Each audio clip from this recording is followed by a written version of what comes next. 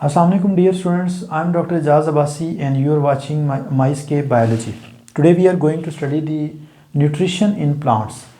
तमाम living organism जो है उनके अंदर न्यूट्रिशन का प्रोसेस होता है और न्यूट्रिशन जो है ये बेसिकली बहुत ही ज़रूरी होती है किसी भी ऑर्गेनिज्म के सर्वाइवल के लिए, बिकॉज बॉडी को जो एनर्जी रिक्वायर होती है वो न्यूट्रिएंट से ही जो है वो मिलती है. पहले हम न्यूट्रिशन को जो है वो डिफ़ाइन कर लेते हैं, देन हम बात करेंगे कि न्यूट्रिशन जो है वो किस तरह से होती है प्लांट्स के अंदर.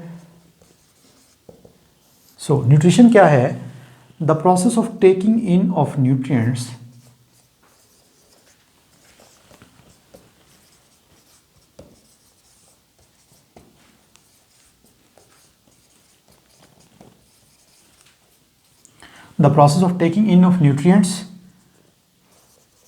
and their utilization in body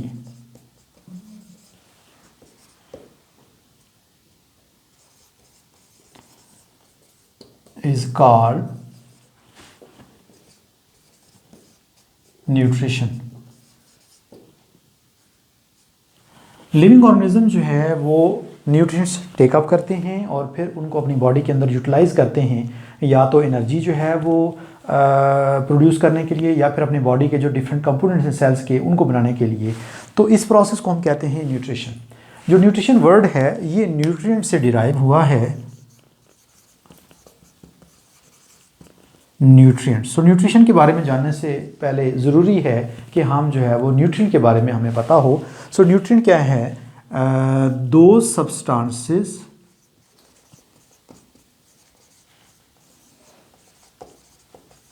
which are required by living organisms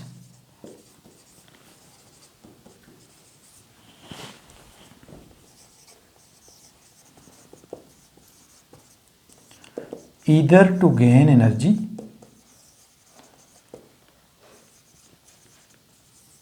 या तो एनर्जी हासिल करने के लिए, और to make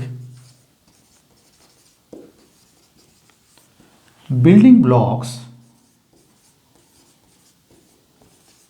of their cells. Nutrients हम उन सब्सटेंसेस को कहते हैं जो या तो लिविंग ऑर्गेनिजम्स को एनर्जी जो है वो गेन करने के लिए रिक्वायर्ड होते हैं, या फिर अपनी बॉडी के जो सेल्स के बिल्डिंग ब्लॉक्स हैं, जैसे जो सेल की मेम्ब्रेन्स होती हैं, ऑर्गेनेलीज होते हैं, डिफरेंट कंपोनेंट्स होते हैं, उनको बनाने के लिए जो रिक्वायर्ड होते हैं, उन सब्सटेंसेस को हम जो है वो न्यूट्रिएंट्स कहते हैं, और न्यूट्रिएंट्स के टेकअप करने को हम जो है वो न्यूट्रिशन कहते हैं.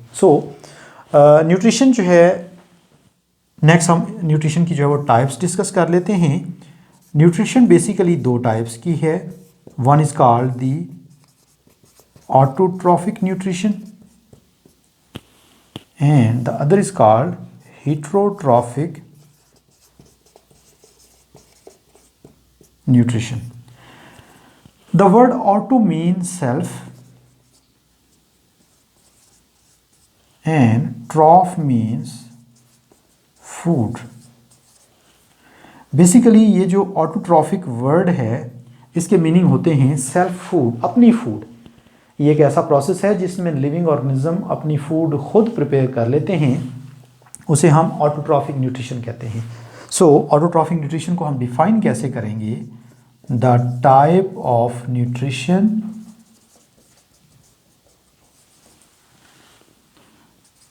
इन विच living organisms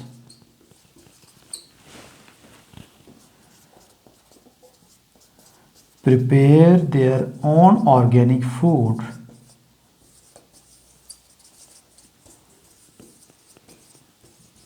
by themselves is called autotrophic nutrition. Autotrophic nutrition जो है हम उस टाइप ऑफ न्यूट्रिशन को कहेंगे जिसमें लिविंग ऑर्गेनिज्म अपनी फूड खुद प्रिपेयर कर लेते हैं, और ऐसे लिविंग ऑर्गेनिज्म जो अपनी फूड खुद प्रिपेयर कर लेते हैं उनको हम कहते हैं ऑटोट्रॉफ्स. और जो ग्रीन प्लांट्स हैं ये बेसिकली उसके अलावा जो है वो एल्गी और जो कुछ बैक्टीरिया हैं जो फोटोसिंथेसिस करके अपनी ऑर्गेनिक फूड खुद प्रिपेयर कर लेते हैं, इनको हम जो है वो ऑटोट्रॉफ्स कहते हैं और इनके अंदर ऑटोट्रॉफिक न्यूट्रिशन जो है वो मौजूद है। इसके बाद जो है वो हीटरोट्रॉफ की तरफ हम आते हैं। The word hetero means different,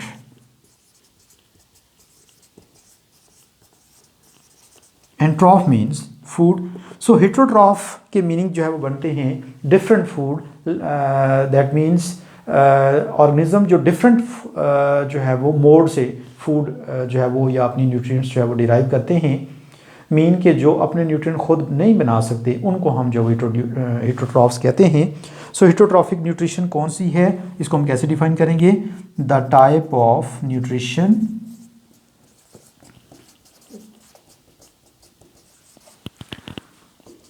in which living organism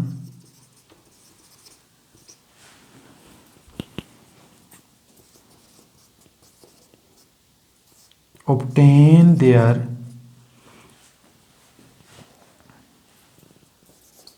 organic food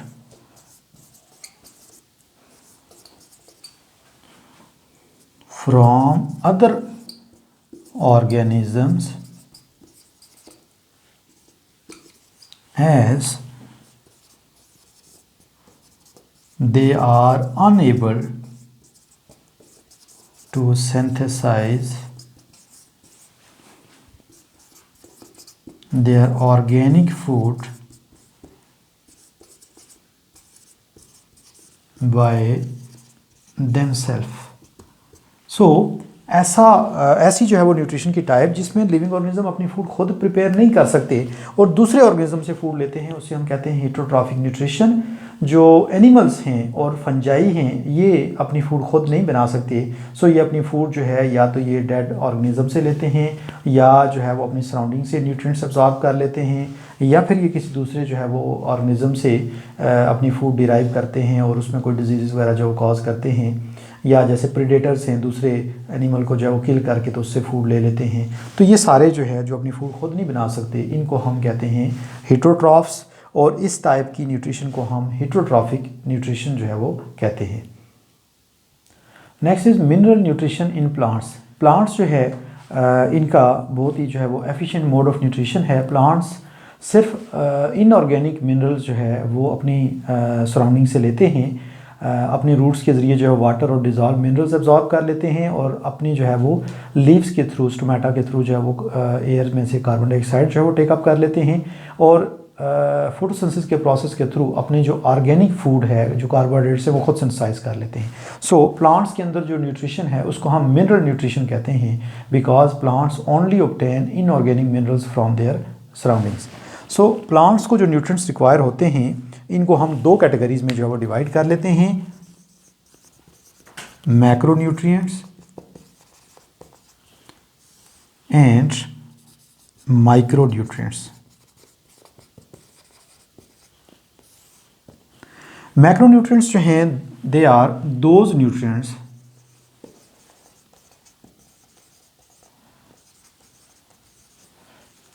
which are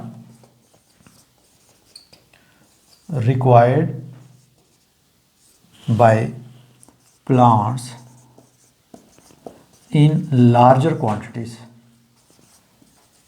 ये वो न्यूट्रिएंट्स हैं जो प्लांट्स को ज़्यादा मिकदार में जो है वो रिक्वायर्ड होते हैं, जैसे for example carbon,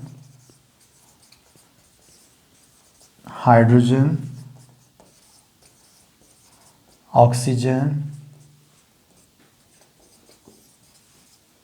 nitrogen, calcium, magnesium,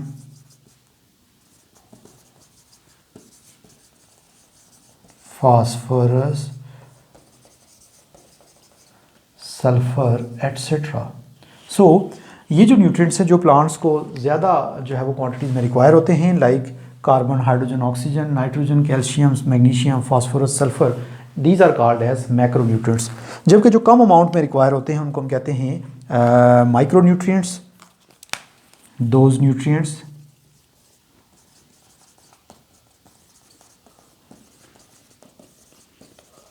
which are required by plants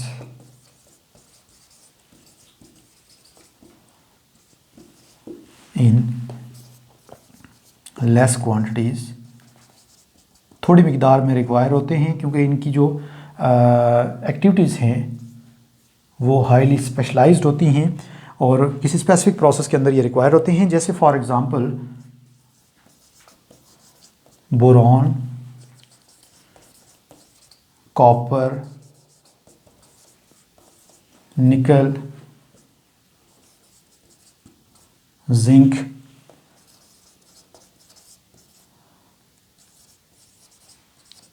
molybdenum etcetera. So ये जो लिमिटेड अमाउंट में रिक्वायर्ड होते हैं न्यूट्रिएंट्स, इनको हम कहते हैं माइक्रो न्यूट्रिएंट्स।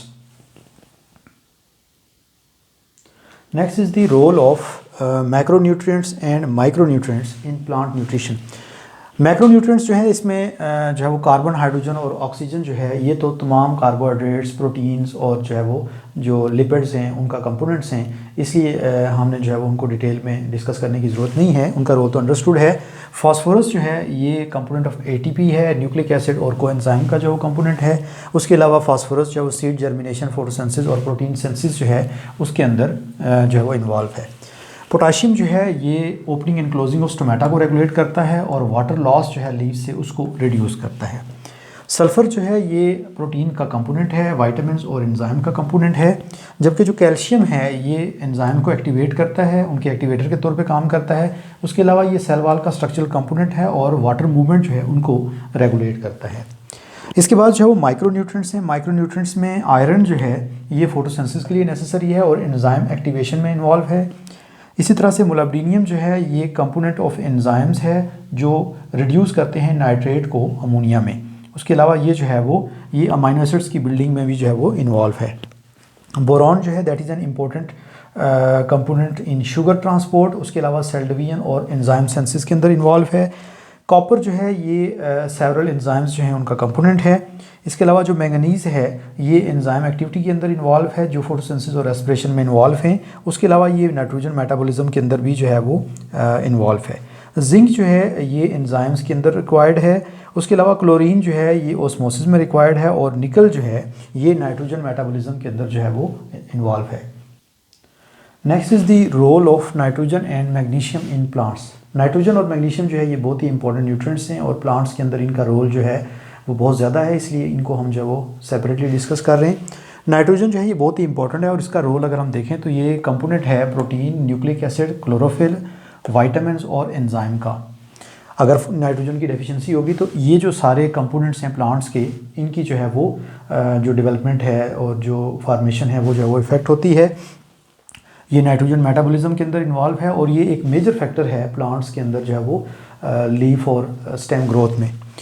अगर नाइट्रोजन की एक्सेस अमाउंट जो है वो प्लांट्स को दे दी जाए, जैसे फर्टिलाइज़र डाले जाते हैं और बहुत ज़्यादा न्यूट्रिएंट नाइट्रोजन जो है वो अवेलेबल हो, तो उसकी वजह से जो है वो फ्लावरिंग और फ्रूटिंग जो है वो डिले हो जाती है, टाइम पे नहीं होती।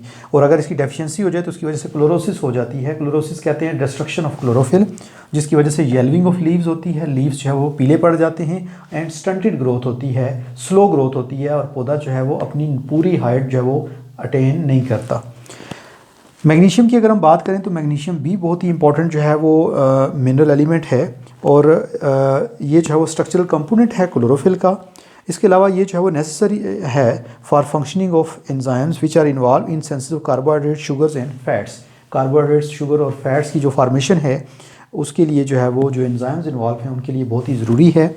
इसके अलावा जो है ये फ्रूट और नेट फार्मेशन में इन्वॉल्व है और सीड जर्मिनेशन जो है उसके लिए बहुत ही एसेंशियल है।